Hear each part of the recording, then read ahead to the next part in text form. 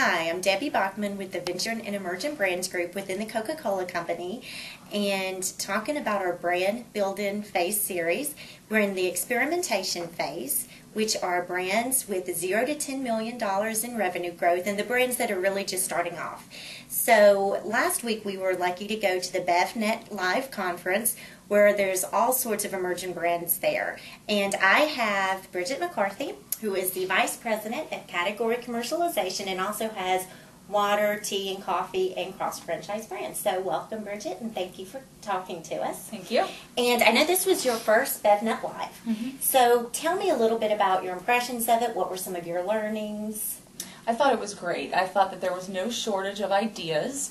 As I was walking through and looking into the different coolers and meeting some of the entrepreneurs, it was really interesting to talk to them about their different stories and how they came up with some of their ideas. So one of my major learnings is there's definitely not a shortage of ideas for new brands. Okay, and you were also on the panel for the judging the BevNet Live Showdown, which is something that our group VEB sponsors.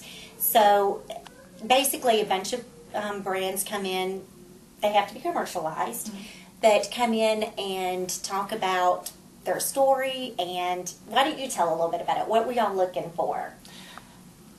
You know, we were looking for definitely the creativity. There was no short of passion there.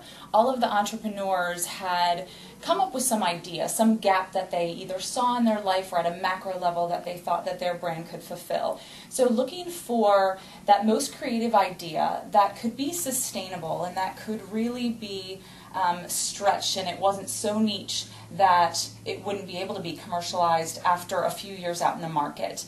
Looking for different packaging as well. You know, we see a lot of the same bottles, and it's difficult to get proprietary bottles, especially when you're first starting out. But how do you be more creative with your packaging, with your labeling? How are you communicating to consumers and shoppers? So we were looking for that angle as well. And as I mentioned, the sustainability. How likely was it going to be that this product would be able to maintain on shelf for a long period of time? Okay, well, great. And I know talking to entrepreneurs like I do in my job, there always has to be that point of differentiation. You know, what makes you different from everybody else? So anything that they can do to point that out.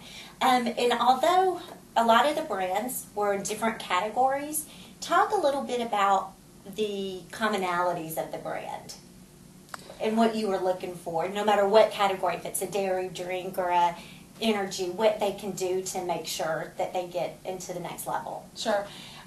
Most of the brands, I would say, were filling a void or something or a product that is not mainstream yet in the market, or some that have a different twist on something that might be mainstream already.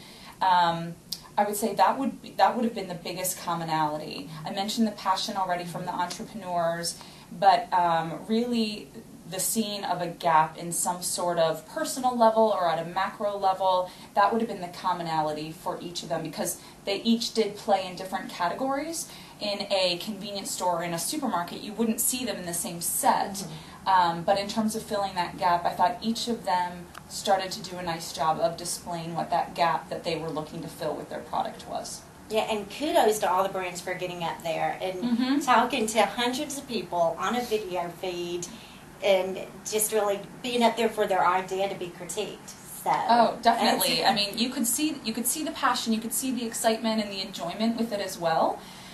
You know, it's definitely difficult to get up and to present in front of hundreds of people, and especially on something that is so close to all of their hearts and something that they have spent countless hours on, money, and so I definitely applaud that group too. I think they did an awesome job.